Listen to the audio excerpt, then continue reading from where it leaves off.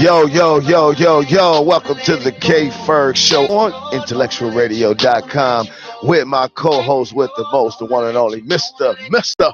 Marcus Shark in the building. What up, baby boy? What's going on, Ferg? Man, I'm well. How you feeling? I'm feeling great, man. That's what's up. Yo, we got an awesome guest today. What we got? We have a huge comedy veteran in the game. I mean, like has been in the game for over 30 years of doing comedy. 24, Mark. 24. Over 30 years. She's done comedy. Now, about over 20 years. We'll say that. Over 20 years of doing comedy in Chicago. Shot-town in the building. She is notoriously one of the Chicago queens of comedy. If you don't know who she is, you're probably a young buck that's not funny. So I am going to introduce none other than one of my favorites and one of the people who blessed me in the game of comedy, because you are not really in Chicago comedy till Sonya D pay you. Now, wait. Let me introduce it, then we get to that. We have in the studio, I'll just say her name anyway, but in the studio we have the one and only, the beautiful, the lovely, the so chocolate and sexy, and got a rump on the bump. You know what? Sonya D. Yeah! That's the audience applause in the back. That's the audience applause in the back. We got a whole audience. How you doing? I'm well. How you doing? I'm loving this, man. How you doing? This, okay? That's what's up. Intellectual Radio. Intellectual Radio. Brain, baby. The Ferg Show, Intellectual Radio with a little twist of ignorance. It's pretty much how we do our thing. A little twist of ignorance now.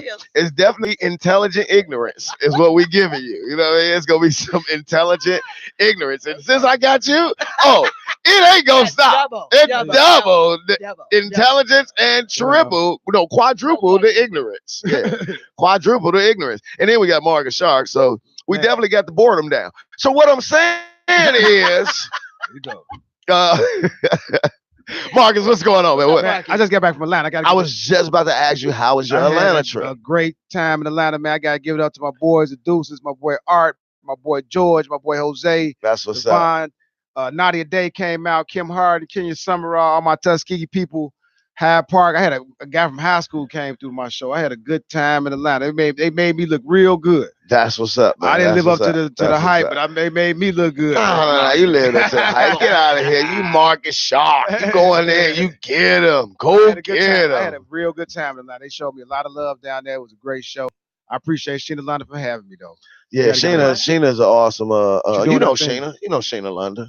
Yeah, you know Sheena. So that's who we went down there and doing. She had a show down there because she got a thing she's calling Comedy Uninterrupted, and she's getting it in down there. Oh, okay. All right. Yeah, she just had B. Cole and Niche down there last month, so she brought me down this month, so to come behind them was a good thing. Yeah, that's what's up, man. That's what's up. Was it a good show? Y'all have fun? Real good, yeah, much fun. Good. That's all that matters.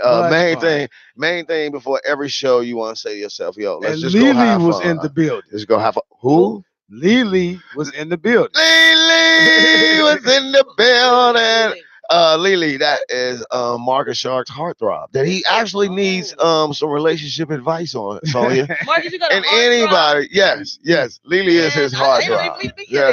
I mean, Lily is. I had to come at you, bro. Oh no! You here for me, mama? You here for me?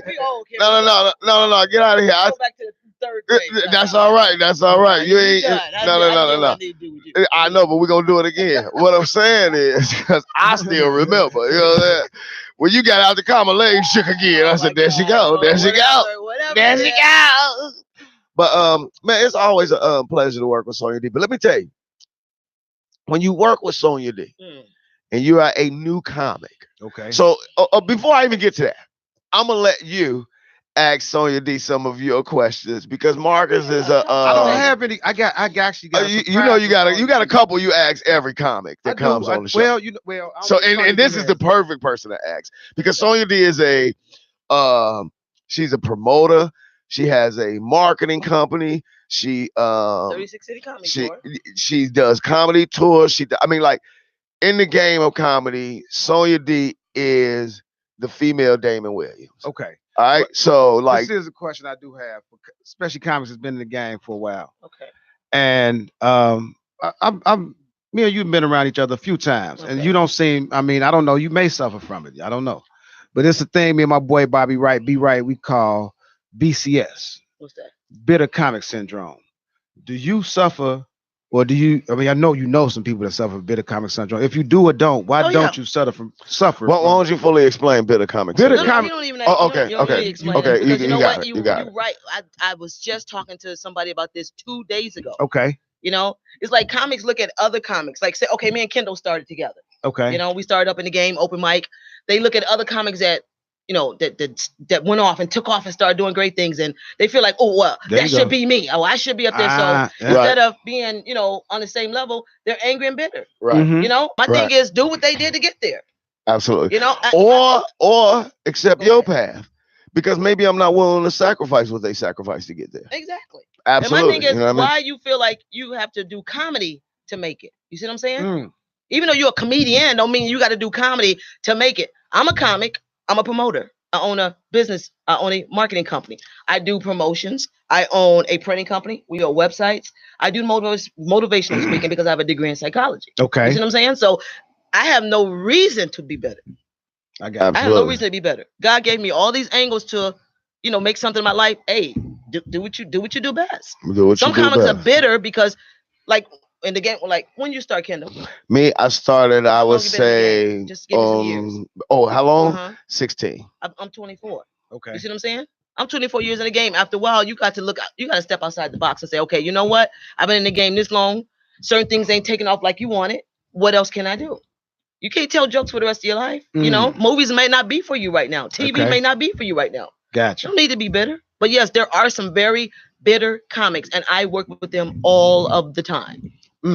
But I'm going to tell you, before I got into comedy, I used to promote parties. Okay. And me and my business partner, we was trying our hands at different things, and I was going through some of my old flyers. Mm-hmm.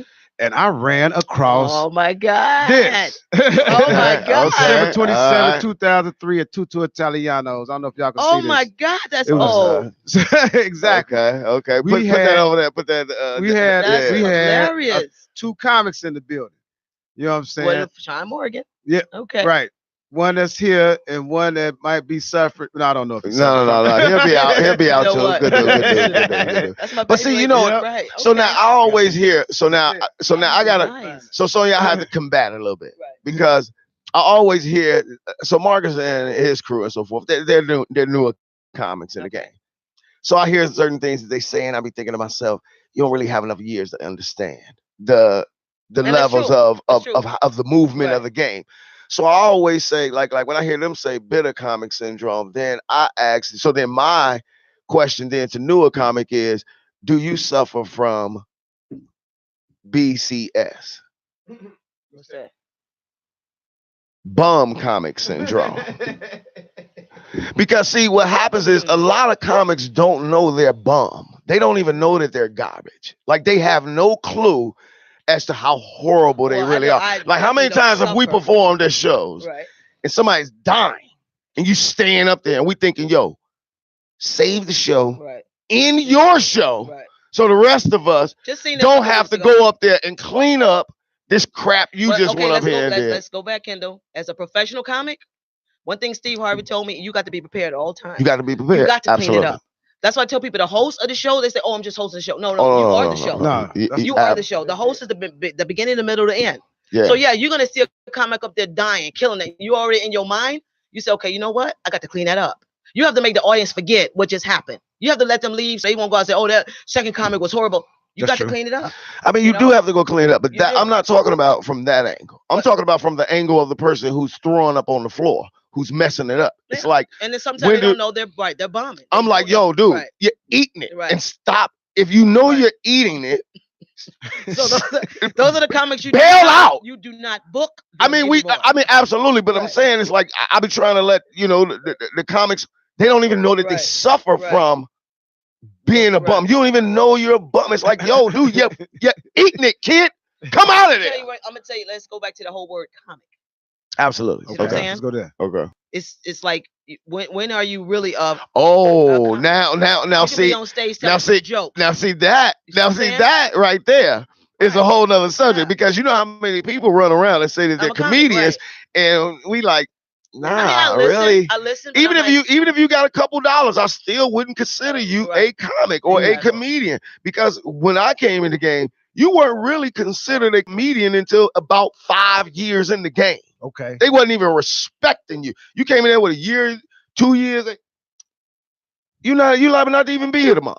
You liable not to be around here in the next whatever. Like, you had to have some time in the game, and then outside of time in the game, you had to have set, structured material that if you couldn't sit and rock a crowd for 15 minutes straight, don't call yourself a comedian. If you can't go up, guaranteed almost any room you put me in, 15 minutes, they gonna kill. If they can't depend on you for that, don't really call yourself. It's not even about killing the crowd. My thing is, as a comic, that flyer, when he put your face on that flyer, how many tickets can you sell? How many people gonna come see you? I said now. But you know what? I give you that, but then again, I kind of balance that with, you still got to understand, Sonya D, just like you understand, you have an opener, you have a feature, you have a headliner, and then you got a draw.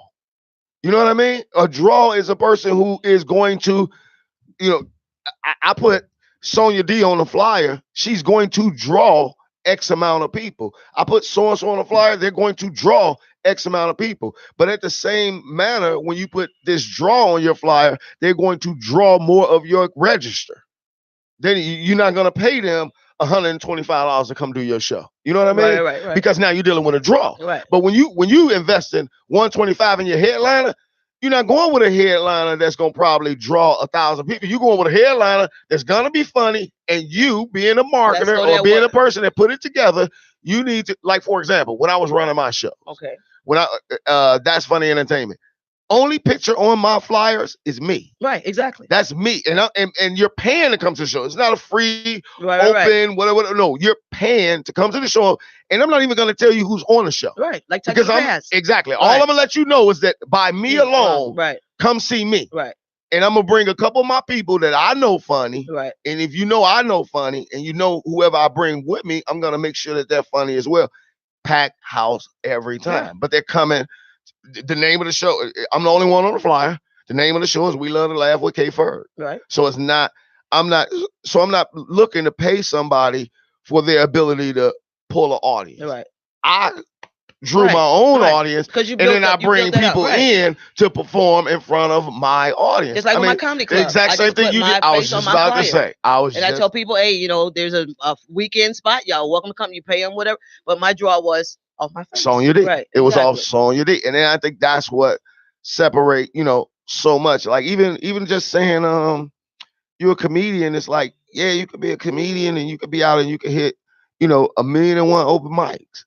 But for me to be in my opinion, for me to consider someone and be like, yo, they're a comedian. I respect, first of all, I got the utmost respect for anybody who walk up on that stage. Yeah. Anybody. Even if you eat it. I got the utmost respect for the fact that you walked up on that stage, because you know how many people sitting in that audience and want to do what you do, but don't have the kahunas to walk up on that stage. I say it all the time. I can go up there and do better than that. Exactly. So for me, I respect that alone. But then when they get big headed, I'm a comedian and all that, and I'm like, sometimes you just give me 15. Give me a hot 15. Right, exactly. Let me go throw you in. Give me a strong 15. Right. If you ain't got a strong 15, you probably shouldn't just say you still working. It can be hot. It's on fire. Yeah, it's not strong. A strong 15 is going all over. 3 nights in a row. That's what I meant. Too. That's what I meant. Have a set. Yeah. Do you have a structured set? Do you, like, when I see a person, what can I, contribute their style to, or their jokes to, or different things? Like certain people you see, you just kind of know certain jokes that they got. You could be somewhere, you could hear, you like, oh no, that's Sonya's joke. You know what I mean? You doing that, you talking about, well, that's Sonya, or you doing a certain style, you're like, that's, who you think doing my jokes? Damon Williams do all that. just to be clear, I was in the club. Just to be clear, I was in the club. David did about 9 of your jokes. All right, I was just letting you know. I was just like, of course, Damon know I'm joking. I mean, you can poke fun at certain people because it's like that's hilarious to them to be like, Damon stole Sonya D jokes. Like anybody that know Damon, know Sonya. maybe somebody who don't know, maybe that's my brother. Might think, oh man, Damon, now we're gonna be on TMZ. You don't even know nothing about comedy. Be on TMZ. Right. Comedy hood, we got there. So, but no, I feel where you come from because we were just talking about this the other day. But Kendall is a vet. Not gonna say vet because I can't even give myself that title yet. I'm still growing. Absolutely. The people look at all the stuff that I'm doing and think, oh, she with this, she working with City Stream, she a partner with this tech. Dude, I'm still growing. Yeah, but I'm you're still a thirsty. veteran. You're a veteran. You're still a veteran in terms of what makes a comedian a veteran is their years, longevity, and how they've moved around in the game. Their consistency. Consistency. It's not about just being a comedian in this game. You 20 years in the game, are you still doing your thing? Absolutely. I know people that's been in the game 20. I don't even know where they are anymore. Some people just really just give up. You know what I'm saying? Yeah, but you know how this game goes too. And the thing you know what I mean? Over the years, you got to make this a career. See, that's what I said. A lot of people having fun with it. Preach. You got to make this after like 10 years.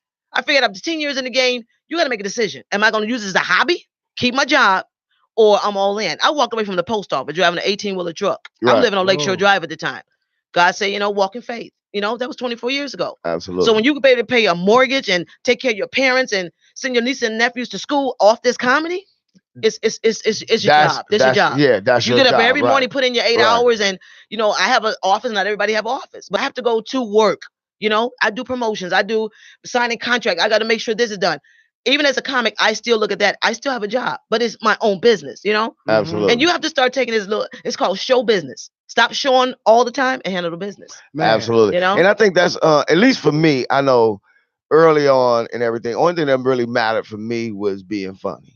The business aspect and all that, like it was never really a major thing for me. The only thing that really mattered was being funny. I think it goes hand in hand. No, I think it definitely goes hand in hand. But what I'm saying when you get in the game and you're learning this game, like say I came in a different era. See, the era that I came in, a lot of cats that are in the game now would have never touched the mic. They never would have touched the mic. Once you eat it 2 or 3 times, they're not even putting your butt up. You come out every night if you want to. You're not going up. Right. You're garbage. Right. You're garbage. You're not going up. JD just walked in the building. Bye. Kendall just walked in the building. Bye. Like it's just not happening. I watch so many bum comics have bum shows. Like all the bum comics get together and start having their own bum shows, and then they build a whole bum audience around their whole bum show that think that bum garbage is funny. When it's like then when a real vet come in the building and storm the building, then they like, whoa, so that's what it looked like. Right. Because I can make you think anything is whatever. Put it to you like this. It's easy to make a Chrysler 300 look like a Bentley until a Bentley show up. That's a go. It's easy to make that Chrysler. You can put the grill on it, you can put the rims on it, you can do all of what you want to make it look like a Bentley. And you can ride down the street, people, man, I think that was a Bentley, whatever. But when that Bentley come back, it's like, no, dude was on some bull. Like you don't recognize it until that reel get right in front of your face. So if you do a show of all bum comics, it's a bum show. Right. It's a really good bum show. That's what y'all just had. A good bum show. A bunch of bum comics with a bunch of bum audiences who don't even know funny, don't know comedy, haven't been around comedy. They have no clue. That's true. So then they get a whole little bum section together, and then they have a little bum, and they all 4 to 5 years in the game, and then they just speak around the older cats. Whoa, and my thing is, I'm 16 years. You know what I mean? People I've seen come and go. You know what I mean? People I've seen run around in this game and rock for a minute, and then out of there. I mean, where's Uncle Ebby? That was my man. You know what I mean? Uncle Ebby. Don't what was it? Get that mother off you any way you can. He used to do all that crap. Gone. Where's he at? Who knows? Shay. Where's he at? Well, I think Shay is more like doing movies. Shay's doing like behind the scenes and that very well may be true. I'm just saying I've seen a ton of people come through this game, move through, and have been nice for a little while, and they moved around. When you say seen them, not seen them. Now you gotta understand, success of a comic's career is not always on that stage. Sometimes it's behind the scenes. I mean, if you look at Ali Leroy, you know what I mean? Like exactly. You don't see Ali Leroy on stage, but people don't know that this is a pioneer of Chicago comedy. Yeah. So there are other like I said, a bunch of these little yang running around, and Ali Leroy walking the building, and they looking like, who is that? Right, exactly. That's the dude who paved the way for you. Right. And you don't even know that because you don't study your game. Right. You study, a bunch of younger comics get together. Study it now, like what they see now. But they stick together. Right. So you don't know nothing. And you don't even know you can't even follow how this game came about and how people moved about in the game and all that. Like you don't know, because if all the freshmen stick together and none of them talk to seniors, or none of them talk to college graduates, or this, that, the other, your dreams are aspiring and moving and so forth. I kind of gonna be a little stagnated, in my opinion. Like when I came in the game, it wasn't about all the young comics sticking together. It was about trying to get in that group of that A-list comics. Right. It was about that. It was about. It wasn't about. We do shows it's just 37 B-rated or C-rated comics. Right. No, we were doing shows where the B-rated and the C-rated comics were showing up at all the A shows trying to get on stage. Mm-hmm. All the A shows. If so-and-so, Damon got a show, like he got Riddles right now. The young comics ain't blowing that door down like we used to do. When D-Bray was doing Riddles and all that. Right. How many young comics in the... I mean, it's flooded with us. And we got nothing but hitter after hitter after hitter after hitter after hitter. Now it's your turn. You know what I mean? Like you had to come in the game and really be strong. But I give them credit. They use their marketing, or they use the social media. Right. They use different other things, and I give them that. And that's nice. But at the end of the day, but back in the day, we didn't really have all that. You didn't have all that. You had jokes, grind. You had jokes. Right. Go up there, kill it. Exactly. And if you wasn't killing it, you get in that light. Right. You be up there 1 minute. And if you don't rock in that 1 minute song, what's happening? Mary Lindsay, thank you. Let's go. Come on down. Back in the day, Mary made you a comic. She made you work and earn that. But we're not talking about jokes and notes, Mary Lindsay. When you say Mary Lindsay, tell them which Mary Lindsay you talking about.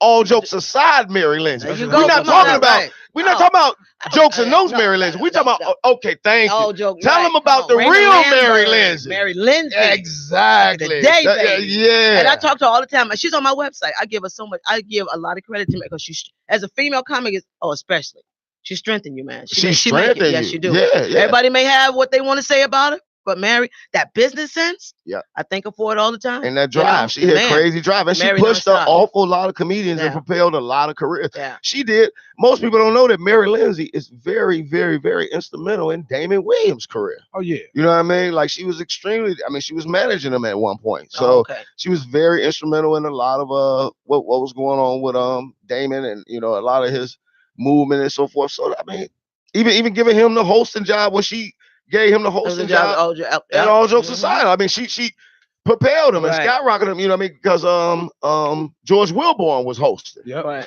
So after, George started getting his notoriety up and he moving around more, she slid Damon in there, and then, that propelled Damon, and it was a lot of jealousy around that time when Damon got that spot. I mean, come on, jealousy, insecurities, and people have no idea what you jealous about, Exactly. I mean, you mad at somebody that's growing? That's one thing I never understood about comics or the people that's in this comedy game. How you mad about somebody that's getting a blessing? I just don't understand. That's life, though. I think that's life. Like that's just life. That's just like anything. People rather watch you than pay attention to themselves. Right. So, but I have learned to not let that bother me, because if you watching me, I know you're not gonna get that far. Right. You just gonna watch and see where I'm going. Get down, because my head down. Right, exactly. I'm grinding it out. And if I need this done, and it ain't happening, I get on it. I'm my head, boom. But I know that for them, it's more watch and critique. And exactly. But when it's all said and done, you're gonna look up 4 or 5 years. How that happened right in front of my face? Because you're watching, and they're moving. Right, exactly. You can't sit back and watch the next man. Yeah. I wish everybody the best. That's my whole thing. I wish everybody the best, because it does no good for me to see anybody fail. Right.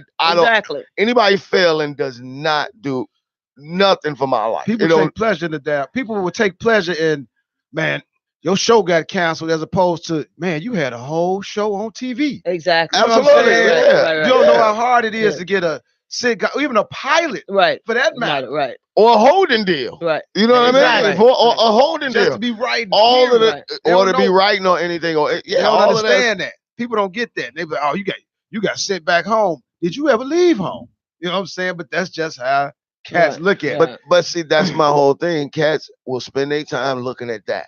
And then when you turn the scope on them, well, what are you doing? Now things get fuzzy. Well, what are you doing? I'm watching you. Right, I'm watching you. That's the that's you all my energy. Right, that is all I'm doing. I'm not doing. You give me all your hate, you give me feed it to me. Yeah, you tell other people, look at him. So everybody look at it, they wonder how everybody start looking at him. You told everybody. You told everybody to look over there. So everybody peeping that right now, right? And that's how it works. Yeah, that's exactly how it works. BCS. Like you said almost the same, not almost the same. See, it's a real thing, but that's the same thing, Damon. It's about what your focus is and where you at with it. You know what I'm saying? And what you're trying to do. Not that you have low goals or aspirations, but if you got to start someplace at a level. I told Kendall a while, it was some years ago. I was like, man, if I could make this certain amount of money telling jokes, he's like, man, make some McDonald's money first and then get up to that. I'm like, oh, you right, because I ain't making none right now. You know what I'm saying? How about make some McDonald's? But you know what? I'm gonna tell you what the strongest sentence that came out your mouth.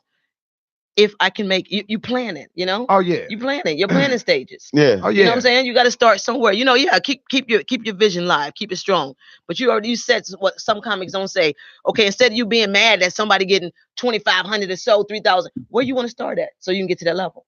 Where you want to start? I had a comic friend to tell me. They were like, man, because my real job, I was like, you never gonna be a comic if you call it your 9 to 5 your real job. And the reason I said it because it's like, so the comedy is your play job. You know what I'm saying? If you're not taking it serious, you're not gonna get there. Well, if you're a real comic, you don't have comedian. a job, a 9 to 5 job. You are your job. That's true. You see what I'm saying? That's true. You're a comic, right? You don't have a. Because you got to be ready to go. Right, you are your job. You got to be ready to go. Somebody say, "Hey, we need to go to Miami on Friday." And what so many people don't understand, but if you go and do your research on the game, you'll find out. Like you'll have a person. If you go and study some quote unquote extremely successful comedian, okay. If you go study their story, and then you go look back on some of the comics that you know personally. You'll see the similarities in the story. Oh, yeah. You'll hear about people who slept in their car. You'll hear about people who went without this, went without that, homeless. I mean, like all kind of stuff go down. People really, it's a lot to it. It's not it's not a beautiful walk in the park. By time industry see you, what you've walked in your shoes and how you've operated is a whole. That's what got me to do comedy because I was sleeping in my car. I was like, I got to sleep in the car, right? So I might as well tell some jokes. I already got this down. I think about like John Witherspoon. You know what I mean? You think about Steve Harvey. You think about like various people will tell you like their stories. Even if you go to Tyler Perry, I mean, if you go to different people's stories. I was reading a story on Steve where he said he was. And this I read it. This ain't me saying it, so don't quote me. Well, he was going to gas stations, like had to steal gas to make it to do a comedy show. Exactly. I was like, wow. I mean, somebody wrote it. I don't know if it actually came from Steve's mouth, but that's what I read. But I'm saying there's so much that has happened, and so many people have sacrificed so much to be in this game. Relationships, families. Oh yeah. I mean, relationships. They have sacrificed an awful lot. So, baby, not the business. So for me, I don't know. Like, I just hear so much of the younger comics, and I just be like, I'm waiting to see what 10 years do. Right. You know what I mean? Because I'm a patient dude. I'm gonna wait to see what 10 years do. Right. First, I'm gonna wait and see how many of y'all still around here. Right. And then second, I'm gonna wait to see what y'all doing in 10 years. Because I came in the game with the big eyes, the bushy tail. Right. And I pointed out comics who I ain't gonna be like, who I'm gonna surpass, and then the game kick on your butt. Right. You know what I'm saying? And then life, and then after the game, tell your brother, then life say, my turn. You know what I mean? Oh, wait a minute. Your lady don't want to deal with this crap no more. You're out all night. Wait a minute. Hold on. I love you, baby. I mean, like life, you know what I'm saying? Come on, Sonya. I talked to a lot of Sonya, come on. I mean, I personally ain't never had to deal with it because, I recognize, I'm not married, don't have no kids. This real business. And, I date. But I tell them in the dough, dude, you may see me this weekend. You may not see me for 3 more months. That's it. Right. And I'm not going to make no excuses. I'm not going to apologize. This is my job. This is what I do. Right. So a lot of times, especially guys, y'all meet the nice ladies, say, oh, I enjoy your show. You met me at the show. Now you mad? Then I got to go do a show. Then I got to go do a show, right? You know? Right. So you have to put them rules down, man. I see a lot of marriages go, man. Right. And I'm like, and they like, oh, I'm happy to be with him because he's been on HBO and yeah, but now he got to go to work. No. He was on but he ain't been on nothing in 7 years. Now you ready to go. Right, exactly. Now you ready to go. Because in 7 years, nothing came through the pipeline, so you thought, or whatever. But we know how this game goes. Exactly. We know how this game go. Like it be, your name will rock. First of all, industry generally don't even mess with you if your name only been rocking 2-3 years. Like, unless you did something to get some crazy dumb followings like now with the social media aspect and all that. But from the younger, from our earlier years, they wasn't even taking your call if you've been in the game 3, 4, 5 years, this, that, and the other. Because comedy was more of a reference business. It was more about I want to get on this show. Oh, really? Okay. The promoter be like, okay, let me think about it. You get off the phone, you're gonna call Sonya. Hey, this dude, Kendall Ferguson, just called. Yeah. What's up? Go with him. Kendall funny as hell. Like that's how the game went. Okay. That's how the game went. So it was like, go with Kendall. Kendall funny as hell. Boom. Call you back. Right. Yeah, hey man, I'm gonna go ahead and ride with you. They're gonna call somebody who they're gonna call a bigger comic and ask them, yo, what's up? What's so out your city? Right. They ain't even gonna ask you if you know that comic. They just gonna call them out that city.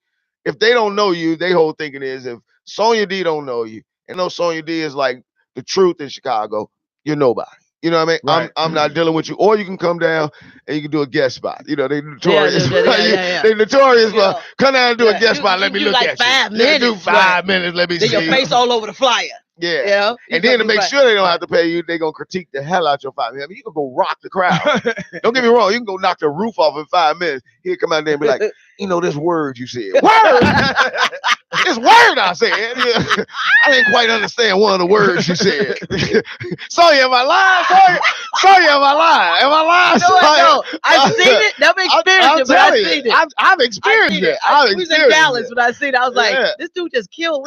Just killed it. It'd be like, dude, give him some gas money. Oh man, he got to grow. He got to grow. He got to grow. He got to grow. He got to go. He said that one word. Nobody know what that word was. What? I said exit, fool. I remember my word the whole night. I did a show. I killed rock. And I used the word mock. And after the show, the dude was like, what is mock? You had a lot of, he said you had a lot of us not knowing what mock was. I'm like, not all the ones that was laughing, all them understood what it was. What do you mean you didn't understand what mock was? That's hilarious. You know what I mean? So it's like that. Oh my God, Kenny, you funny. I'm right. It's real. I don't know how to do that. The whole Dallas thing just came up in my head. I said, oh my God, that little young guy, but he need to get he got to get stronger. I was like, wow. How much stronger you want to get? He out the gate. The man coming out the gate. That is ovation. You need to get stronger. And then there'll be things like you'll come out the gate. You'll be a young lion and you'll rock. And then they want to wait you out. Because now they want to see this your first phase. No, not how long you going to be in there. This your first phase. Can you do it again? Can you write another set? Can you write another set that's going to rock like that? Don't come out the gate. I'm not saying don't. Be prepared for when you come out the gate strong. Let me reword it. When you come out the gate strong, be prepared. That's all I'm saying. Oh, they on your bumper. Now, the thing is, back when I started, I had to learn the politics of the business. Okay. Because, people say, it took me about 5-6 years to get on Def Jam. I was on Def Jam 1 year and 6 months. Okay. You see what I'm saying? Corey Holcomb, my boy, I love him to death, gave me the business about how this worked. When we did Park West, I got a standing O. I mean, everybody's like, that girl going to Def Jam. I never got picked. Mm-hmm. So Corey took me in the back. He said, let me tell you something, shorty. I've been doing this 4-5 years. They just ain't going to let no new jack come in the door strong like that and just steal what we all been working for. So I had to learn the politics. That's the politics. But when it's 4 years for you. Now, a couple of months later, we had all jokes aside. Russell Simmons was picking people to go do Def Jam. George Woodburn saying, I need you to do 5-7 minutes, whatever on stage. I said, George, I'm not even on the list. He said, just get up there, shorty, do your thing. I got picked to go to Def. I never had to go through the Miller's competition. Right. But what's 4 years for? You see what I'm saying? But what Corey told me, it just stuck with me because I'm like, wow. I mean, I'm not going to say what tour I was on. I don't want to put the name out there. But I was put off a tour after they gave me 10 dates. because I was too strong as an opener. And I told people about that. I told people about that. I'm too strong as an opener. Here's another one I told them about. Here's another thing that I've noticed comics do. So when comics get to a certain level, they don't even mess with comics around their class. You're too funny. Right. Exactly. They go get the BCF. Right. The bums. Right. They gonna go get the bums and bring them along. Go let them bum the show out, and then they could come through and look like Hercules. Exactly. You know what I mean? That's the game. So when you ride out with the big name and you thinking, I'm killing it. Yeah. No, really, you're a pawn. Yeah. You're a pawn. Exactly. And they're playing you for go out there. You can't. You're of no threat to me. You have no go out there. Even if you die, they still over there. That's all right, right. Because if they here, hey, sorry, I got one. Hey, sorry. After you go out there and eat it, that's all right. Hey, I got another show for you tomorrow. You in that room like I rocked you. Right. You talking about this? Like, don't be the bum comic with the car either. With a good car. You going? Hey, listen, the bum comic with a good car. You about to drive to Canada? Listen, I saw some people on the road. Let me tell you. Like, hi. Listen, let me tell you. I'm telling you. Listen, we are Barbados. We are sitting in the room with the lady who took me on the road. And guess why I went on the road? What? Okay, 2 reasons. One thing I will say about Sonya, because I don't want it to be misconstrued. I've never seen Sonya be the type of comic that like lesser bummer comics around her. I've never seen that. Sonya is notorious for she don't even really want them on her show, or if they do get on the show, they dang on show ain't getting paid. You can forget about that. Like if you even come to Sonya, like, you know how much I'm a what? That's what she doing. What? Oh, Sonya finna go. Sonya finna go 8 bananas. Pay. I say, Sonya, I drove all the way down here. Oh my God, kid, you're so wrong. Study your art, punk. I don't go off like that. Study your art. Oh my God, punk. Quiet. I'm telling you, for real. You are stupid. Dude, it's my car, my gas, my insurance, my whole everything. They smoking in the car, they drinking, they kissing, everything going on in my car. Stupid. Sorry, how much you gonna pay? Original hand class. What you think you need? Right. What did you do? Oh God! And her famous like, when Sonya get mad, she talking about 50 miles an hour. Oh man! Oh, I'm gonna tell you what it is. It's gonna all be profanity. So she gonna go.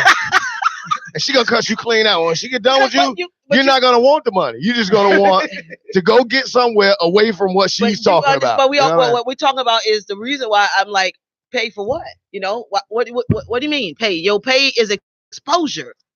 You see what I'm saying? Your pay is exposure. How you gonna come to me? You 4 weeks in the game talking about what I get paid. I'm gonna tell y'all this real quick. Steve, I gotta go back to Steve because I work with Steve a lot. I did a show with Steve, right? And you know, I'm already on Def Jam. You know, I'm on TV. I did a show, I think was in Tech. It was years ago. It was about 5,000 seats. And I was like, man, they only gave me $800. Steve heard me. We was behind the curtain. Steve said, come here, baby. Let me show you something. Steve brought, and this one I got it. I stopped asking what I get paid. I got it. Steve said, you see them 3 rows of seats right there? It was about maybe 15, 20 in a row. Steve said, that's probably what you gonna do. He said, you see the rest of that out there? That's what I did. I shut up. After that, I never said to another. Absolutely. Even when I got on the tour thing that I was on, I ain't gonna mention the name. When he gave me the contract, you know, it was $1,500 a show. I got it. I'm not on the DVD. I'm not on the flyers. I'm just a warm-up act. You know, gave me 10 dates. I'm like, okay, this $15,000. One of the people on the show said, be careful, watch your back. I said, what? Now I'm happy. I'm opening up 3,000-4,000 seats. I'm killing it. They said, you might get cut. Why would I get cut? I'm funny. That might be why you get cut. You're gonna get cut because the person coming behind you is struggling. That's what I just said. But they're on the marquee.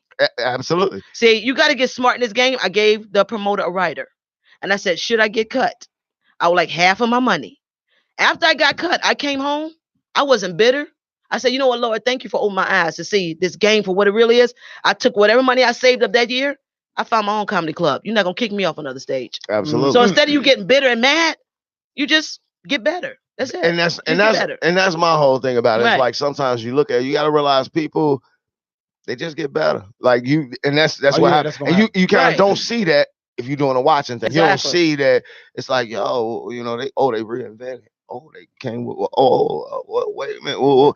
And they still got a name that they went nowhere. Right. You know what I mean? Right. And they still got a reputation. But Kim don't ever say I act like that no more. Oh my God, you gave me a headache. Sonya D. I used to be like, I used to. Sonya D. But now I sit the comics down and say, let me talk to Sonya D. I've never seen that. Sonya D. I don't know what he's talking Sonya D. You made me drive. Do you remember that snowstorm? You remember that? Remember? We drove, I believe. I drove in a snowstorm with Marcus. No. You drove in a snowstorm with, I'm going to tell you, it was me, you, Robo. Oh my God, it was somebody else. And me and Robo was battling each other. LL Cool J against Tupac. I'm driving the whole way. You're instigating the whole argument between me and Robo.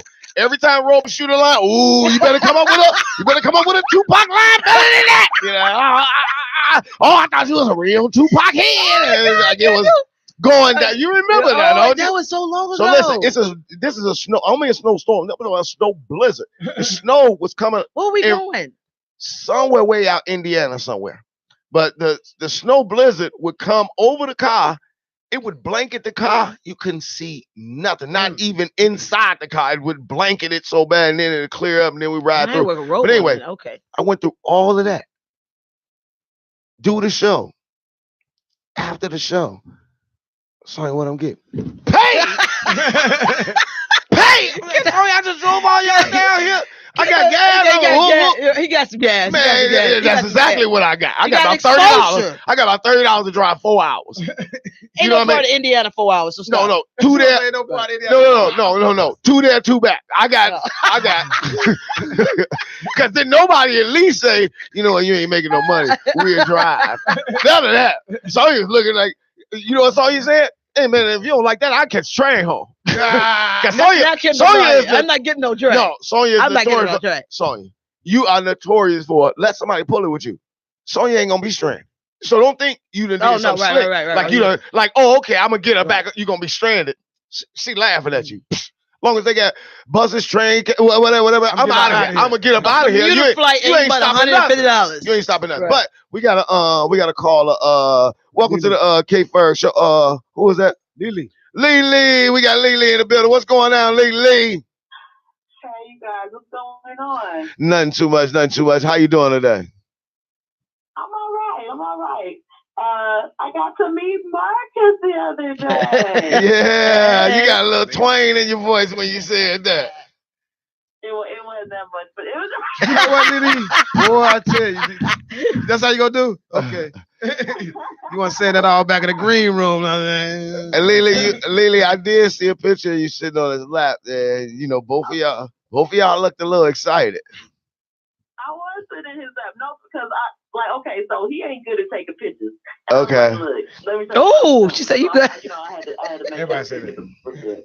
Yeah, no, he's horrible at taking pictures. I can show you a collage of pictures of mine. He is destroyed. Looking on all the pictures I take with him, like, dude, we comedians. Can you stop looking like somebody's uncle who just got out? Like, you gotta. That's it. You gotta. He don't look like he just left the county today. Yeah. With the Ziploc, like, nah, this ain't gonna work that day. Right, with the plastic bag with his name and all of that. Like, all right, man. With Lily, you got a topic. This ain't.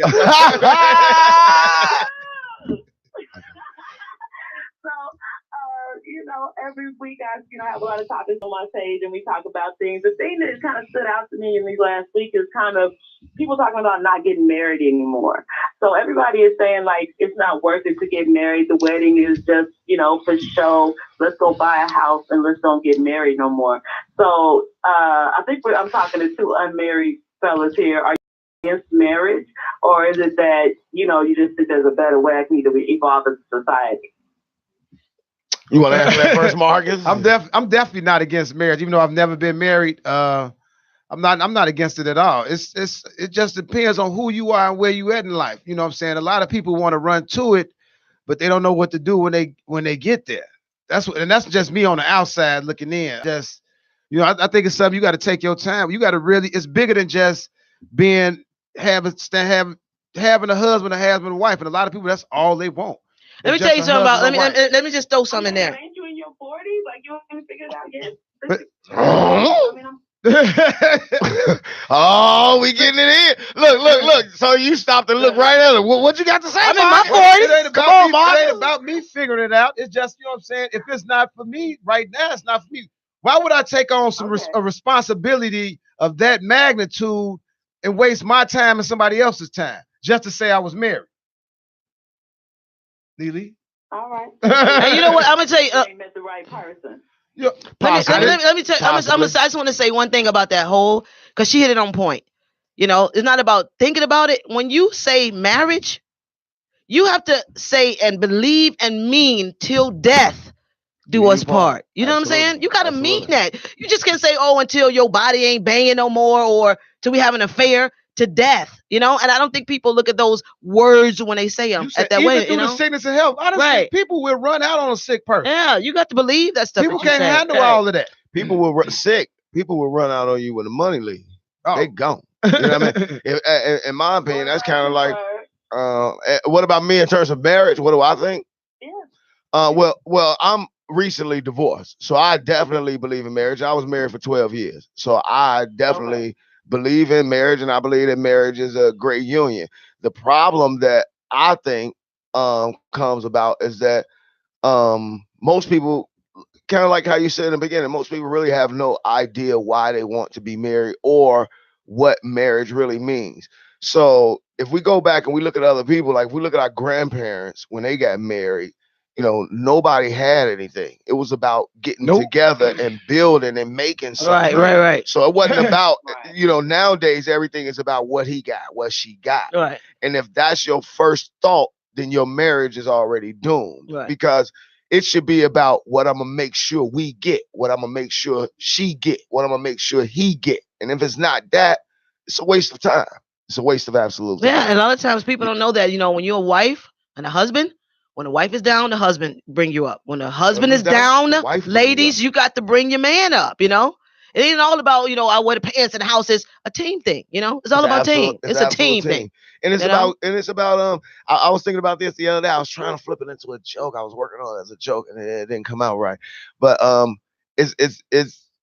marriage is like being in a gang. It's like really being a GD. It's really about. It's really. You had to make it GD though. Yeah, right. I had to make it GD. The only reason I had to make it GD is because the only reason I made it. No, Lily, trust me, I don't want to really give them that kind of credit. But the only reason I made it GD is because a marriage should be about growth and development. Right. That's what a marriage should be about. And if a marriage is not about growth and development, it's a waste of time. No matter for any level, if a woman is marrying a man because she's looking for financial security, that is a wasted marriage. Right. You shouldn't be looking to marry somebody for financial security. Anybody get together, if you don't see a place in their life where you're going to be their growth and their development, then you're their demise. Right. Simple as that. You're their demise. If I'm marrying a woman, I'm marrying her because I want to develop with her. I want to create more. I want to get bigger with her. This is what I want to achieve with you. What is you doing? Are you going to school for X, Y, Z? Okay. Well, sometimes I'm going over your schoolwork with you. You know what I mean? I'm a comedian. I'm doing it. Sometimes you booking a couple shows with me. I mean, it's just, if y'all not working, my whole thing is if people not coming together to work together. Right now, everybody's looking for somebody to be dependent upon. Right. Yeah. And that's basically the main reason a lot of people, marriages and so forth, aren't working and they can't deal with adversity in their marriage because when the adversity comes, they start doing the dumbest. They do the blame game, or they do something stupid like start talking to people who ain't been married for 20 years. Yeah. You know what I mean? You can't be married for 6 years and go talk to somebody who's engaged or haven't been married at all about your relationship, because it's like they can only give you so much. And then the other thing is sometimes you can. Sometimes like, for example, Sonya D, she's never been married. But if I was married and me and my wife was out in Providence, I probably would send her to talk to Sonya D. Just on some like, yo, she got her head screwed on. She know what time it is. Part of why Sonya D ain't been married is because she see all the clowns and all the buffoonery. And it's like, No, I mean, really, she has them. I mean, it's like too much clown and buffoonery, and it's like, nah, this thing is for real. It's not nothing to play with, and maybe you want to have fun, or maybe you just want to add a tag to your name, or maybe you just want to go down there and change your name, or maybe you want to get you a nice piece of jewelry. I don't know what what is your end game in it, because when you really love somebody, you really about growth and development with them, you'll get married with a rubber band around your finger. Right. You know, not about a dress or a ring or right. If any of that, if the ring, if the anything other than the union between you and this person, and the union being based on growth and development, if it's anything other than that, it's destined to fail. Right. It's destined to fail. That's my view on it, from a married man. We all got to be gangster disciples about our marriage. You got to be a GD on this marriage thing, baby. You know what I mean? Now, you can be all well in the streets, you know what I mean? But all I'm saying is, if you're a GD in your marriage will be all well. That's all I'm trying to tell you. Maybe y'all just help me with the joke. There it is. Y'all got to come together as GDs and live together all well. Next time I meet a man, I'm like, yo, GD. Are you on the GD? I'm a GD. Yeah, okay. I'm trying to get. I need you to be on the GD so we can get to this all well, Mo. What's up?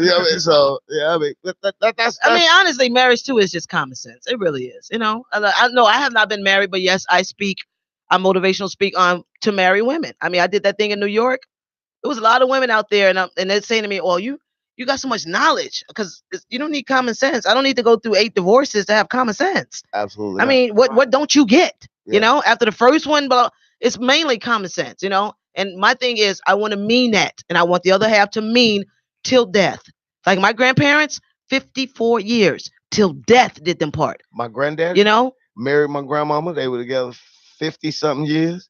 She passed. He got married again. Was married for another 22-something years. My grandmother passed. That's what runs in my family. Well, that's what runs in my mother and father been married 40-some years. My auntie and uncle been married 40, about 40-some years. No, my mother and father married 30-some years. My uncle and auntie married 40. Let me tell you, I'm gonna tell you what we don't play about marriage. True love.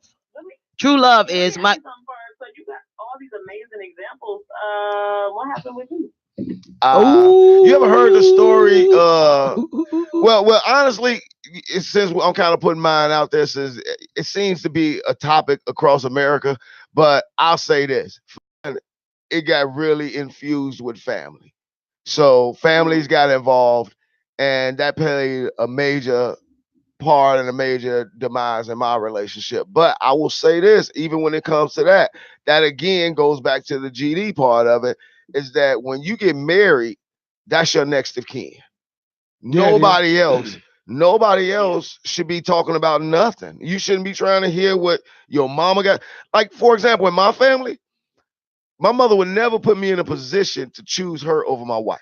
She would never, ever do it under no circumstances. She wouldn't do it. If I got $10, my wife says she needs 10, and my mama needs 10, my mama gonna tell me, give your wife that money. Okay. That's the type of family I come from. Mm-hmm. Well, I could be with somebody else that come from a family of, well, I don't see why you got to get him and I need and and the hell with him and that's your immediate family. So you start listening to them, and then later down the line you realize you don't have what your own parents had. Exactly. You know what I mean? Yeah. So the only way to get what my parents had or what my grandparents had is to do what they did. They walked away from their families. You know what I mean?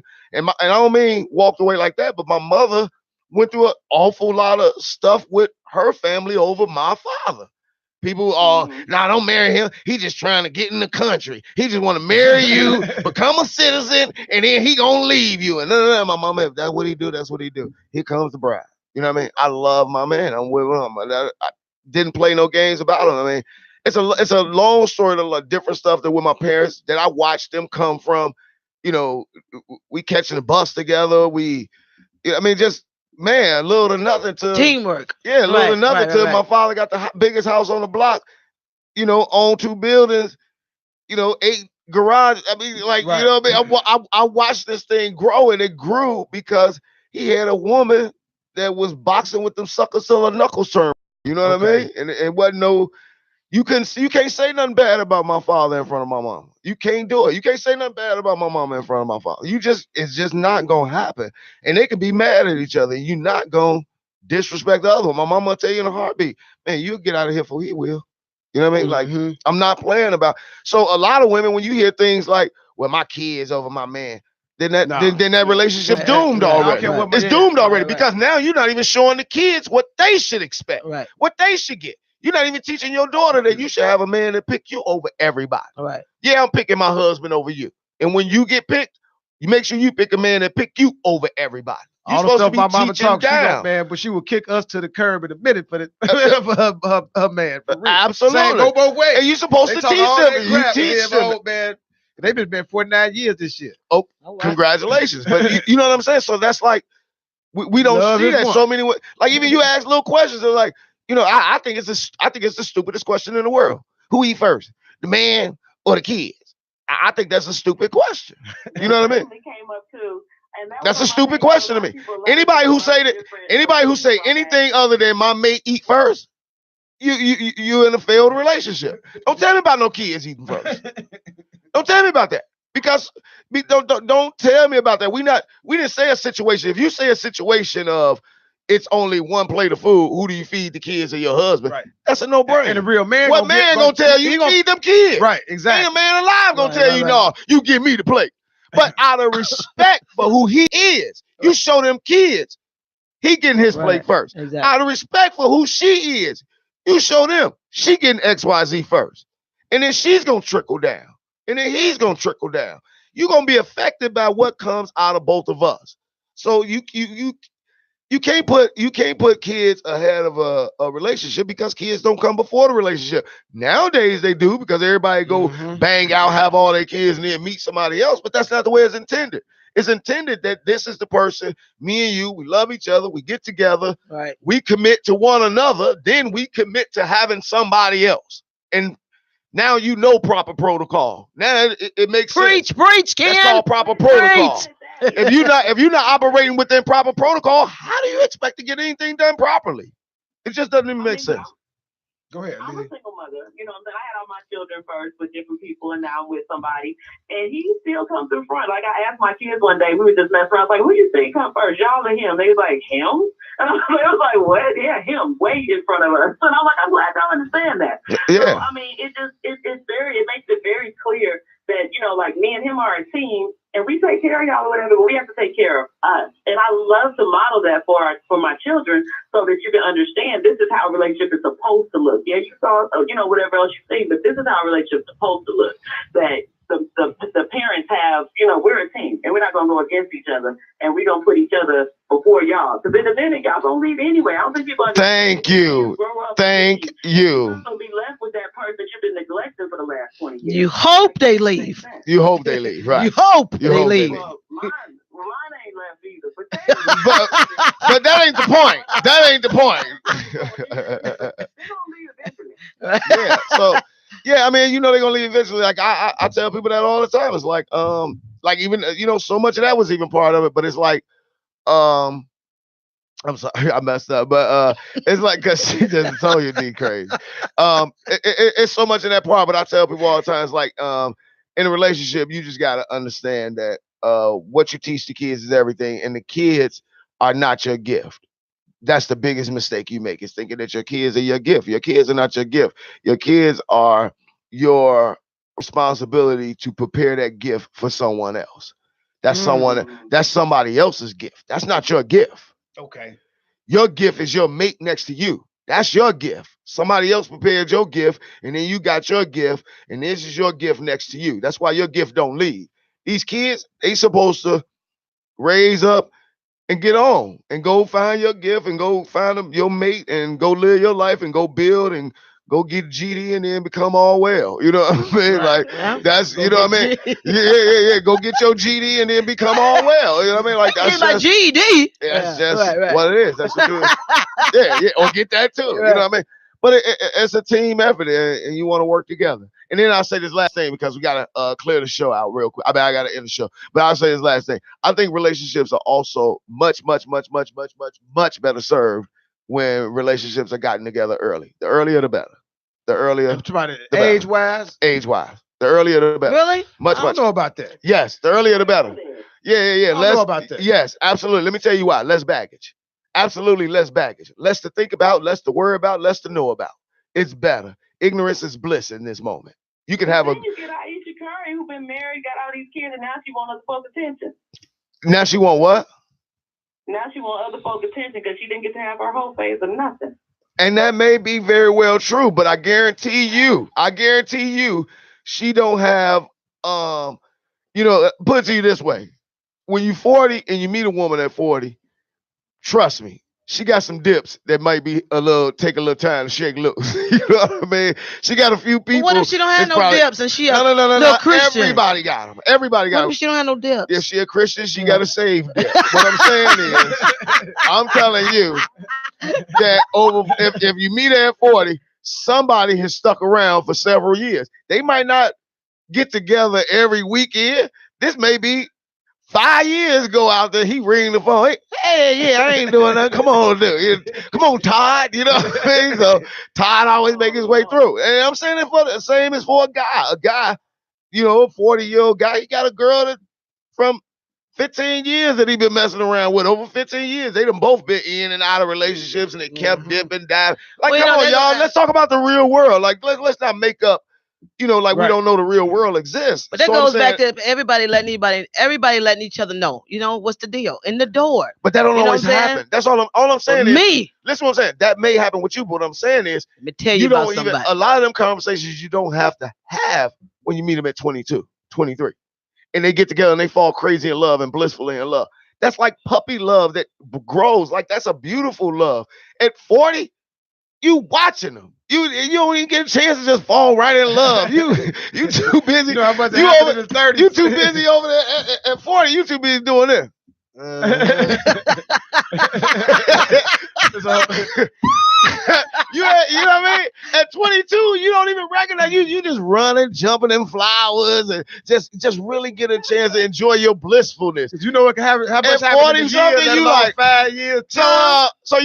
So you don't make your bed on the way out. You know what I mean? Like, man, you don't make your bed? You don't know. It go both ways. You got a lot of dirty clothes in the closet.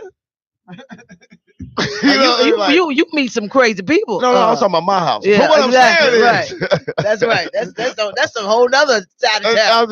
I'm just saying. But anyway, in terms of relationships, I'll just say that always put your mates first.